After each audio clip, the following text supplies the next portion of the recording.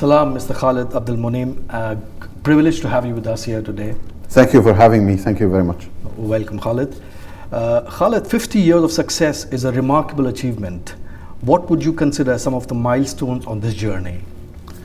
I think the best thing to say is that ALUPO started with a very clear vision from the shareholders. The company started in 1975, as I said, with a very clear vision to industrialize the aluminum in Saudi Arabia. At that time, there was no aluminum in Saudi Arabia. Right. So the shareholders started with hiring the best in-class consultants in aluminium worldwide, ALUSwiss. They came here, they studied the market, they studied the needs, they studied the location, and they established the company in two locations, Dammam and Jeddah, which provided the best location to source Saudi Arabia, right, and then actually also to start sourcing outside Saudi Arabia. Okay.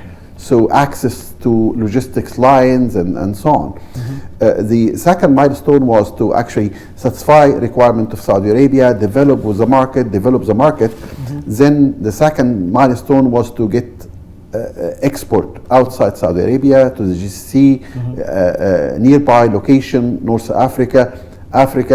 Then the third phase was to get into Europe, and now we're actually more into North America, India. The recent milestone was to diversify outside aluminium itself. Okay. Because our core business now became the requirement of our customer. They believe actually you have to make your customer happy, and happiness is the measure that we need to look at all time, right, for customer satisfaction. So to make customer happy, you need not to actually give him only one thing from what he needs. Right. If I want to actually buy something, make a construction building project, my requirement is not only aluminum. Right. So if you give me aluminum only, you're not satisfying me. You're not actually make me happy. Right. This is how we are expanding to make our customer happy, to satisfy more of his requirement with a product that he will be happy with. Right. So this is the phase that we are in. This is great, Khaled. ALUPO plans to go public next year through an IPO. Now, what do you see as the key benefits and challenges of this IPO, and how will it impact the company's growth and strategy? It came. This is a journey that all the companies go through. It's actually you start with an idea and the shareholders, and then with the expansions, you need to go out of actually being a shareholders company to a public company, to have the share of the benefit to the public that you live within, to be in the society that you live in, and so on. And this was part of the thoughts of the company and shareholders all along.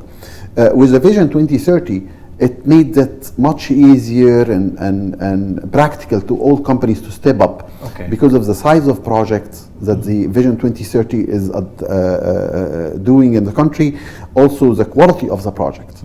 So with this, we brought forward our target to go to the IPO. Okay. So we're preparing ourselves from governance standpoint, from all the policies and all the requirement of the capital market to be ready for the launch. We did all of that. Right now, the challenge is because of the acquisition that we have done at the recent events. We have done several M&As. Right. We need to incubate that. We need to freeze actually after to produce a financial statement without the effect of the M&As. Then we will go to the IPO. So it's a phases that we go through. I believe we are ready, and we will be offering the public market a diversified portfolio that the participants in the public market will like it. All right. Wish you great success in that. Thank you.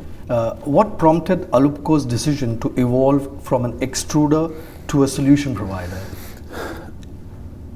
It's a trend that the global companies go through. If you want to stay localize yourself within a certain market, this is a choice. The shareholders and the management choice was not to stay localized in a certain small market, focus on it and stay on it the rest of our life. But we were looking for more at the market, not on ourselves. Right. And we found that the market is changing and the requirements are changing. So our duty is to fulfill that. Right.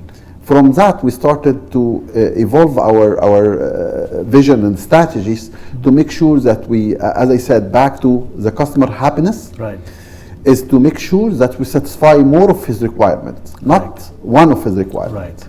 So the key point is, as the consumer and the project that we deal with buys more items than what we do, we aspire to actually satisfy that with a clear solution that solves their problem. Correct. So with the Vision 2030, we analyze that, we look at what's the requirement, what is the challenges, and we bring global solution produced in the local market, Saudized, made in Saudi, to avail to the Saudi market and then go globally with it. All right. It's interesting, really. Now, one of the many noteworthy partnerships that ALUPO has signed is with Roshan. Now, please comment on how this benefits both the partners and is a move that will be trendsetter in Saudi Arabia and the construction sector? It is. BIF and Roshan and other subsidiaries of BIF has been constructed with the idea of there is a clear demand in the local market that was addressed in the Vision 2030. Right. And they would like to do it as fast as possible. Making it as fast as possible makes the requirement to execute it is very big compared to the market capacity today. So part of what BIF have done and Roshan and other subsidiaries is to develop the market, work with the partner in the market to develop them, to be able to satisfy the future requirement and future demand. We have actually worked with BIF and worked with the National Development team in BIF. They have supported us a lot to understand what is the future requirement because of the Vision 2030. Correct. In aluminium sector and in Roshan specifically. And with that, we came to the conclusion of this is the capacity required, and Roshan is participating with us to make a fully automated solution that serves the kingdom and then serves the global markets as well. Okay. Well, that's interesting, really. Now, how do you see this partnership impacting ALUPO's market share and product diversification in the coming years? It's definitely it will impact the market share significantly because the Roshan and this is not only done for Roshan and BIF, it's done also for the National Housing Company and for the global market. So it will enhance our market share within the aluminium sector, but on the top of that, it will improve the quality of aluminium products in the kingdom, because what we envision and what we're doing as we speak is a fully automated production that has zero waste, which is the first time to be done in the aluminium sector and in the kingdom. Maybe we're putting a solution better than what's available worldwide today. We're putting actually something that never done before, and this is what Vision 2030 is entailed. They're bringing a solution that never done before, and they're starting with it in Saudi Arabia, and we're doing the same. All right, interesting, really. Now, ALUPO is already a regional leader. So what new markets do you identify as key growth opportunities for the company? The majority of our growth actually is coming out from the diversification. So we are in the wood sector today, we are in the marble, we are in the light, we are in the solutions that provides solution for airports, solution for solar panels and solar farms. We are in the solution for automated parkings. We are very diversified to satisfy the consumer requirement. So this is taking major part of our growth. But all of them are buying aluminum from the extrusions that we have. Accordingly, we're getting two type of gross for the aluminum extrusion. One from the subsidiaries that we do and the new products that we establish, and the other one is the continuous growth of the market and the other markets that we deal with. Okay. If you look at the specifically aluminum market, we are not well represented in Europe.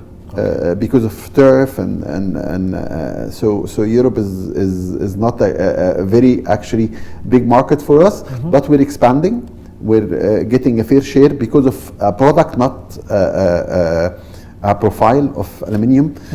Also, the US and Canada is a big market for us. The tariff today is changing the dynamics in the market, but we see it as a fair chance for everybody. It's 50% on everybody. So now we are competing with everybody on the same terms. We're fine with that.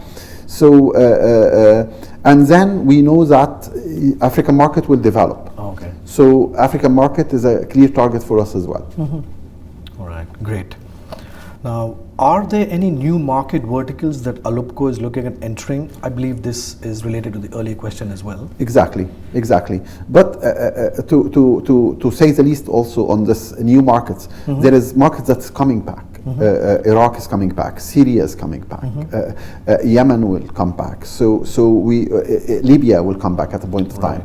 We know those markets were good markets in the past.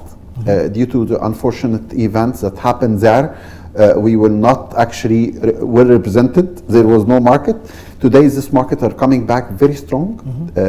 Saudi supporting, other Arab countries are supporting them, and we're going to be playing a major role on those countries. So satisfying the requirement of Saudi Arabia, every single project that comes with the Vision 2030 is a vertical that we look at.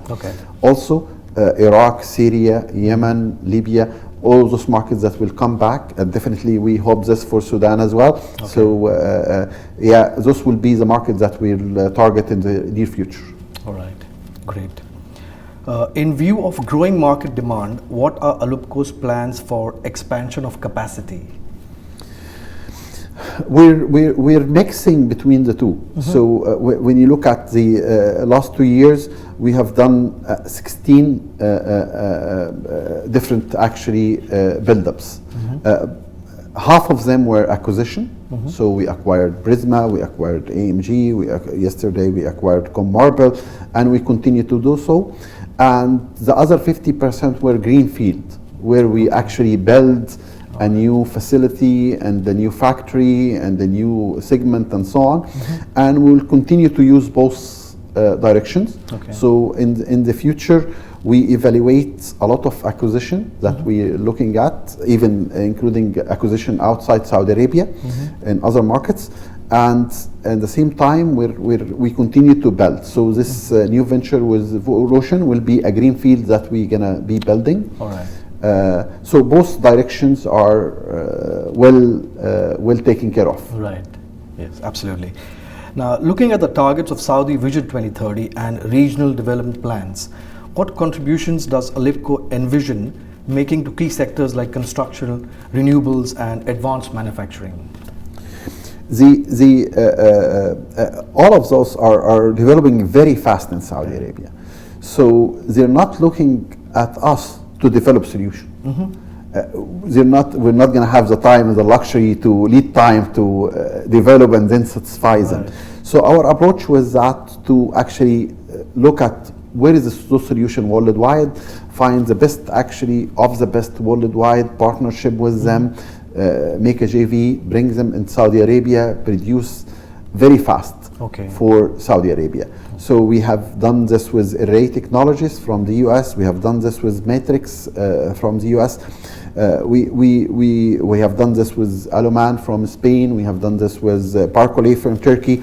So we are in process to actually bring also another joint venture partner from China.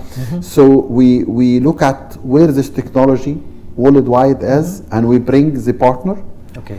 We open a factory in Saudi Arabia, and we produce for Saudi Arabia market, and phase 2 will be to export. All right, that's really nice. Now, what are the group's strategic priorities for the short terms? The strategic priority for short term is actually to mature diversification that we are in. Right.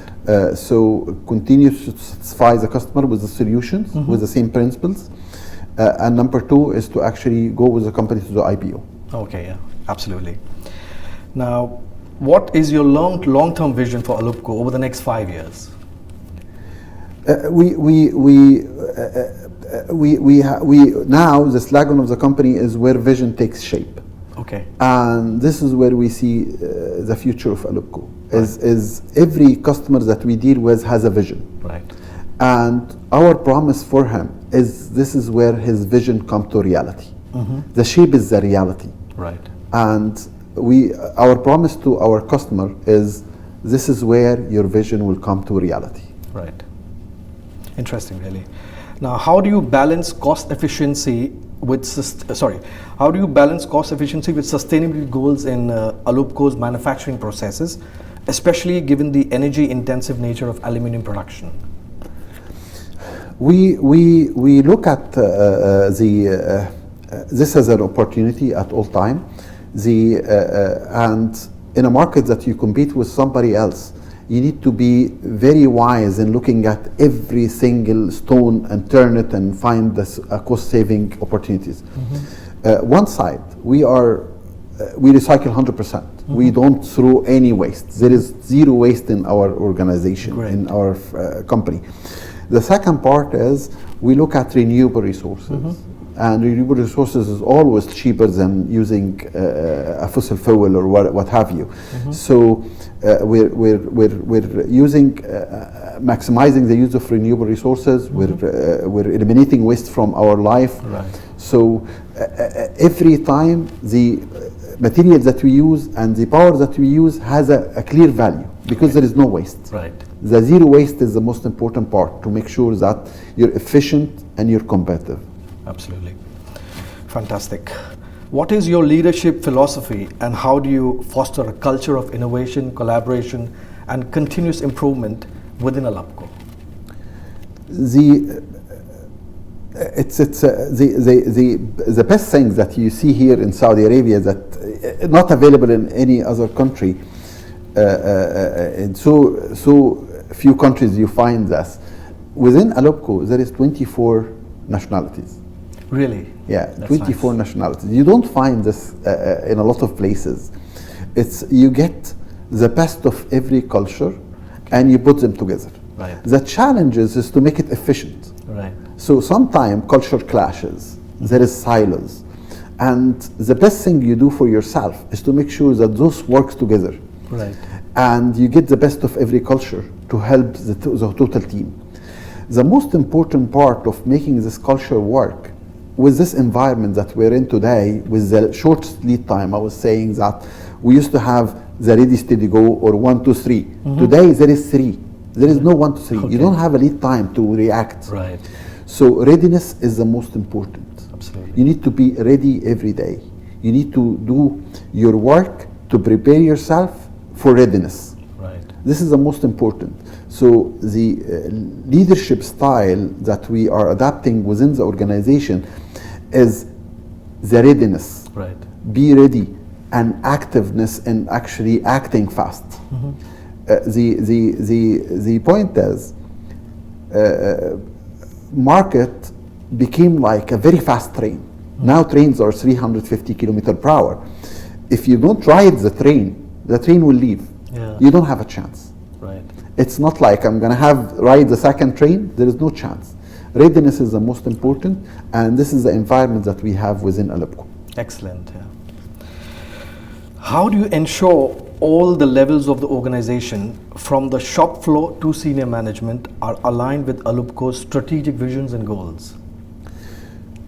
It was very hard to change the message. Everybody saw that we are an aluminum company, Right. and everybody was focused on a core business that has aluminum extrusion and so on. So we had to change the way we look. So we changed the logo, we changed the message, we changed the vision, we communicated this to everybody, and then people saw the benefits.